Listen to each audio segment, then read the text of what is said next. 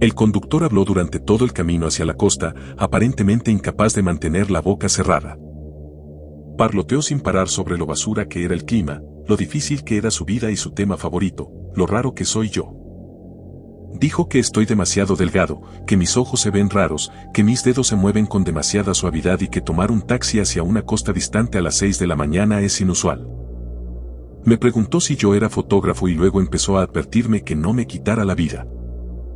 Lo ignoré, rogando en silencio a cualquier persona o cosa que finalmente lo callara, pero solo se detuvo cuando llegamos a nuestro destino.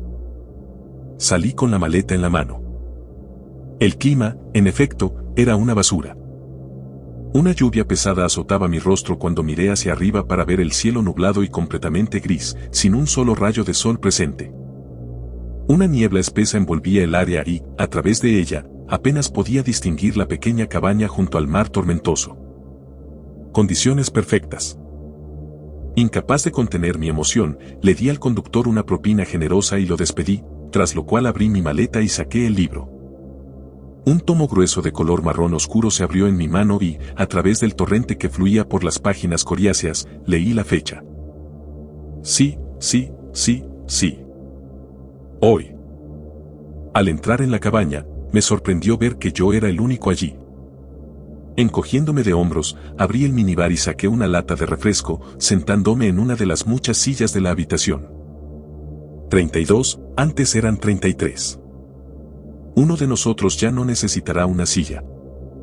Finalmente, empezaron a aparecer Arek, Jane, Jacqueline, Grayson y más, hasta que cada silla en la habitación estuvo ocupada y el parloteo amistoso explotó en la cabaña que antes estaba en silencio. El último en aparecer fue Jericho, el hombre del momento. Riendo, se acercó a mí y me estrechó la mano. Thomas, ¿cómo te va? Nunca he estado mejor, Jack. Supongo que compartes mi sentimiento. Oh, sí, por supuesto, me siento de maravilla. El aire aquí es tan fresco. Salir aquí y simplemente respirar es siempre lo mejor de mi mes. Charlamos un rato, nos pusimos nuestras túnicas del armario y salimos del edificio. El resto de la congregación nos siguió lentamente. Sigo el consejo de Jericho, llenando mi pecho con aire fresco y húmedo. El hermano Andrew y la hermana Elise empujan el pesado atril hacia la orilla y yo coloco el libro sobre él, abierto en la página exacta necesaria. La cinta escarlata cae entre las páginas. La congregación se reúne lentamente a mi alrededor y Jericho se quita la túnica.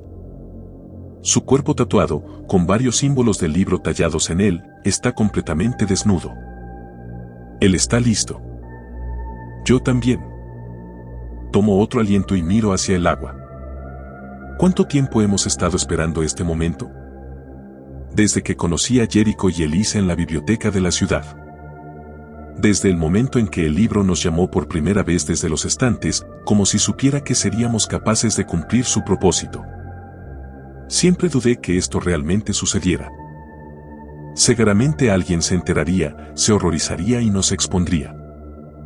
Seguramente uno de nosotros se iría de la lengua y algún detective nos descubriría. Eso es lo que pasa en las películas. Pero nada de eso sucedió. Nos acercamos más que nadie a alcanzar el cielo. Nunca creí en Dios. Demonios, nunca creí en Satanás tampoco. Pero el libro me abrió los ojos. Me ha mostrado que ninguno de los dos es necesario para que el cielo sea real. Me dio un propósito en la vida. Lo mismo con Jericho, lo mismo con Elise y todas las otras 30 personas a las que se les permitió echar un vistazo a sus páginas. Esto es lo que nos une. Esto es lo que hace que nuestras vidas valgan la pena. No es una religión, no, es una certeza. Este ritual no solo cambiará nuestras vidas. Cambiará el mundo. Jericho se pone de rodillas frente a mí. Cae un rayo y, en ese instante exacto, le degolló con la daga ritual. Su cadáver sonriente cae de espaldas y todos levantamos las manos en un cántico. De repente, las runas de su cuerpo comienzan a brillar y se escucha un gran sonido estruendoso que proviene del mar. Lo último que veo es a mis hermanos y hermanas cayendo uno por uno como dominó. Me desperté con manos en mis brazos y piernas y grité. El rostro de Maggie sobre mí se sobresaltó y mi cabeza golpeó el suelo rocoso debajo de mí. Me levanté y miré a mi alrededor. ¿Qué pasó? Nos despertamos y todos estaban inconscientes. Pensamos que estabas muerto. Miré hacia los cielos y vi que el clima había cambiado completamente. Ahora estaba soleado, con el sol justo encima de nosotros en medio del cielo. ¿Estuvimos fuera 6 horas? El mar estaba calmo, sin una sola ola. La pila de túnicas escarlatas que se elevaba lentamente parecía una mancha de sangre en un día perfecto. Día 1. Después de que todos despertaron, estaban furiosos. Elise y yo nos escondimos en un pequeño sótano oculto cerca de la cabaña mientras la congregación, personas a las que les habíamos confiado nuestras vidas, destrozaban todo, quemaban el libro y la cabaña con él. Años de trabajo, reuniones y rituales. Todo lo que habíamos hecho juntos perdió todo sentido para ellos. Pensaron que les mentí. Al principio pensé lo mismo.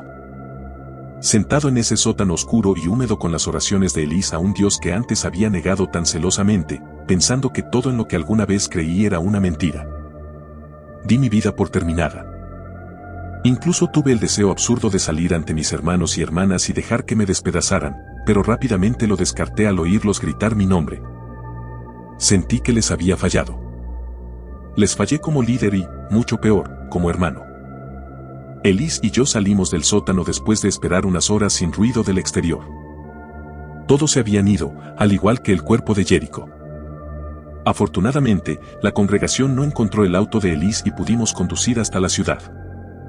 Mirando sobre mis hombros, regresé a mi apartamento y cerré la puerta con llave. Tuve suerte de que, de alguna manera, después de años de comunicación, nunca le dije a nadie dónde vivo. Una precaución que nunca pensé que sería útil después de años y años de confianza y amistad. Revisé otra vez si había cerrado la puerta y me caí en mi cama, todavía vestido, quedándome dormido inmediatamente. Me levanté solo por el ruido de alguien golpeando fuertemente la puerta de mi apartamento. Alguien estaba afuera. Me acerqué en silencio a la mirilla y miré a través de ella. Eran los hermanos Zarek y Grayson. Estaban en el pasillo tan sombríos como la noche antes del ritual. ¿Cómo me encontraron? De repente escuché algo y me puse de rodillas para mirar por la cerradura. Algo se movía dentro de ella. Desde que desperté había tenido mi teléfono apagado. Imaginé que de alguna manera podrían rastrearme a través de él y sabía que no podía arriesgarme a esa posibilidad. No era difícil rastrearme. Mi rostro y nombre completo eran bien conocidos por cualquiera en la congregación. Pero así de rápido. Tenía que hacer algo pronto.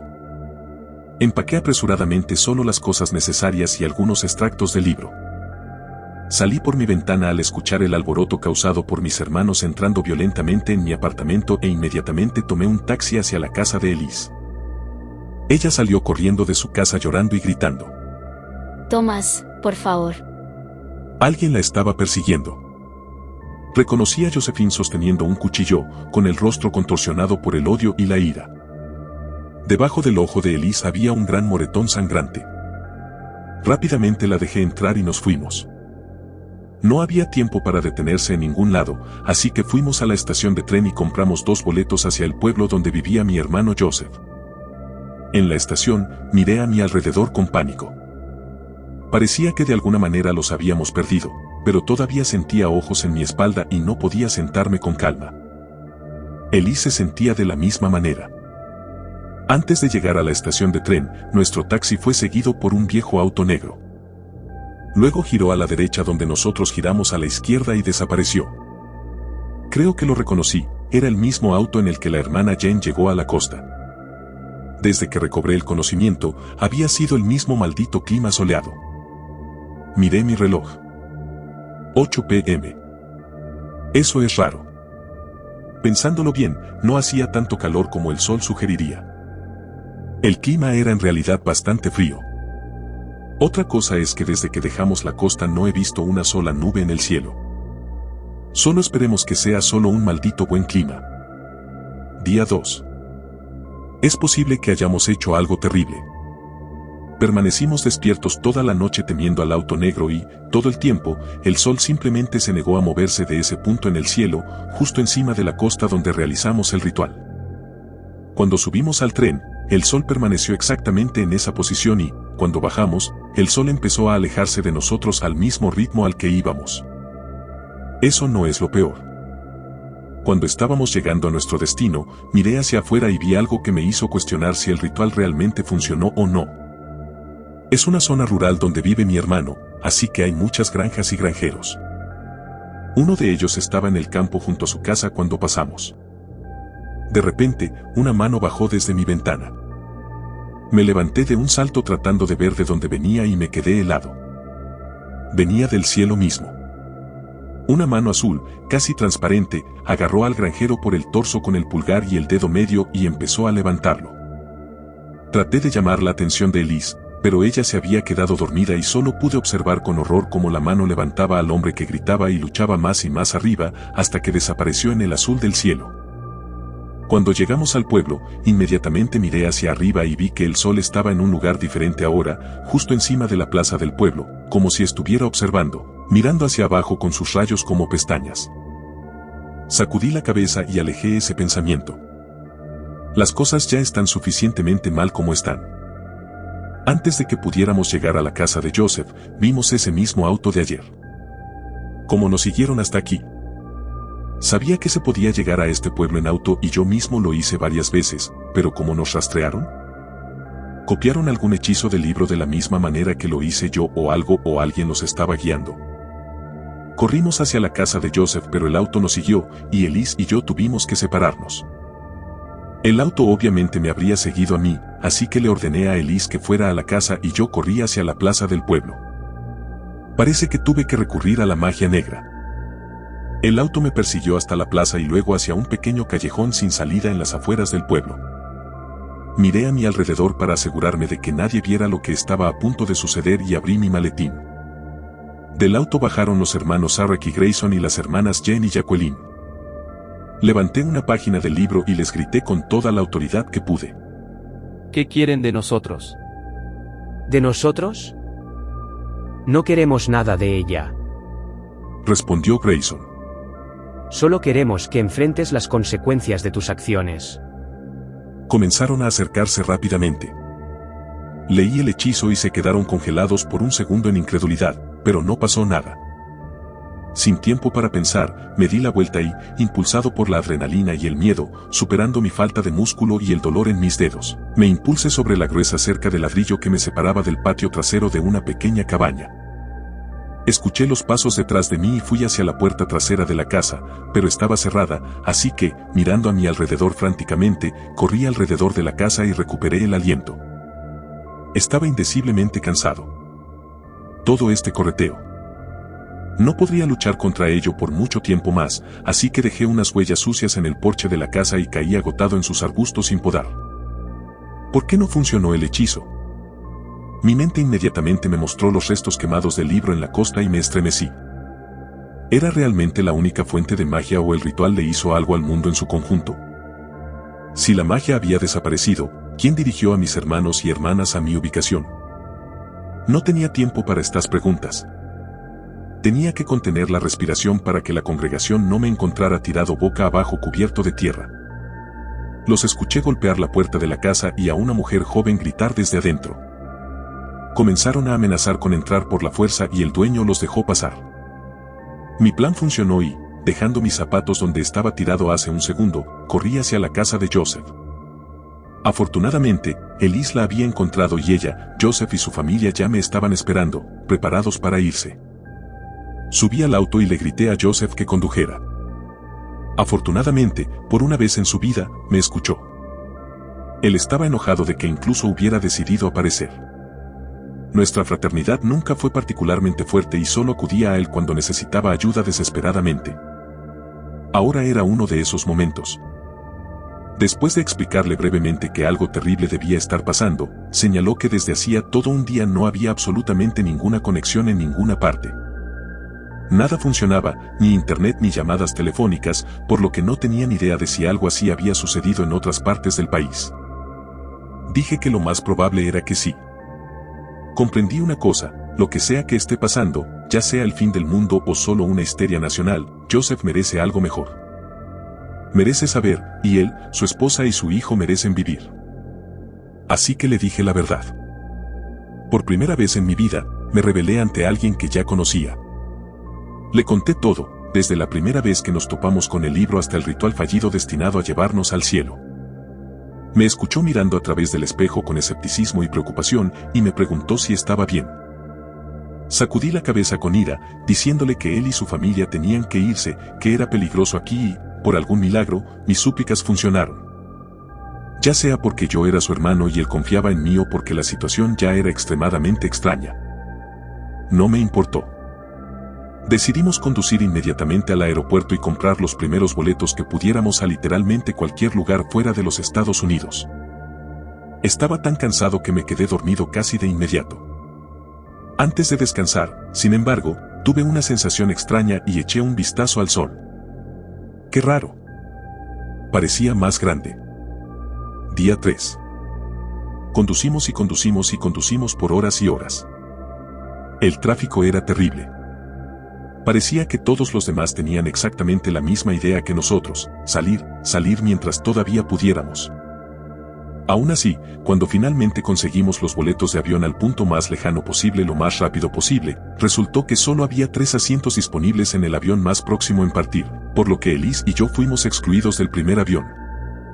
Después de abrazar a Joseph por última vez y despedirme de su esposa e hijo, me excusé y, bajo el pretexto de ver su avión partir, salí para tomar un descanso para fumar. Pasé 4 días sin un cigarrillo y me gusta creer que realmente quería verlo irse, tener una oportunidad de escapar o al menos algo de tiempo libre de la vida normal antes del final. Inhalé el humo y esperé. El sol parecía incluso más cerca que antes y lo maldije otra vez. El clima estaba gélido y mi chaqueta no me salvaba de él en absoluto. Tras dar una calada, miré hacia el cielo y liberé el humo de mis pulmones. El sol era incluso más grande que ayer y estaba una vez más en un punto completamente sin sentido. Estaba justo encima del aeropuerto a pesar de que eran las 8 de la mañana. Apagué el cigarrillo y me giré para volver a entrar. Fue entonces cuando el avión de mi hermano despegó. Me quedé allí y miré cómo se elevaba de la tierra y volaba hacia el cielo. Pero antes de que pudiera alejarme con un suspiro de satisfacción, el avión se desaceleró. Se me cayó la mandíbula mientras observaba cómo los motores del avión rugían tratando de atravesar la barrera invisible que lo separaba de la libertad. Luego comenzó a ser tragado. Lentamente, como si fuera presionado contra una almohada sin fin, arrugó la tela de la que estaba hecho el cielo y fue consumido lentamente por la cosa que antes pensaba que era el cielo. Con horror, me di cuenta lentamente de lo que significaba que el sol estuviera más cerca. Caminé lentamente hacia el interior del aeropuerto y vi que Elise ya había comprado el boleto. Lentamente la agarré de la mano y, sin decir una palabra, caminé hacia la parada del autobús. Ella me gritó pidiéndome que me explicara, pero yo solo señalé al siguiente avión que partía. Ella lo miró con horror mientras mis ojos empezaban a llenarse de lágrimas. Maldita sea, maldita sea. Joseph, Lucy y el pequeño Mark se habían ido. No había duda de que quería salvarlos, pero en cambio solo aceleré su final. Solo puedo esperar que estuvieran juntos en sus momentos finales. Día 4. Cuando llegamos a la ciudad, había un pánico total. Nada funcionaba además de los autos y la electricidad básica, y aquellos que querían salir inundaban las calles creando el mayor atasco que jamás haya visto. Casi fui pisoteado en la estampida, pero ya no me importaba.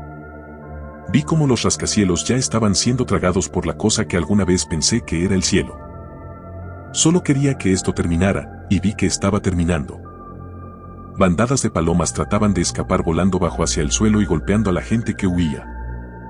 Aquellas que volaban hacia arriba caían como si se golpearan la cabeza contra algo y se desparramaban por el suelo. En todos los lugares donde no había gente, había pájaros muertos. A veces golpeaban a algún pobre bastardo que corría y este caía junto al pájaro, perdiendo el conocimiento y siendo pisoteado por la multitud para nunca recuperarlo. Vi a Elise dirigiendo a algunas personas hacia el metro. ¿Por qué sigue luchando? Me desperté de golpe como si me hubiera liberado de algún tipo de trance. De repente, la gente parecía correr a mi alrededor, no hacia mí, excepto un hombre que estaba parado frente a mí con los brazos abiertos en un gesto de bienvenida.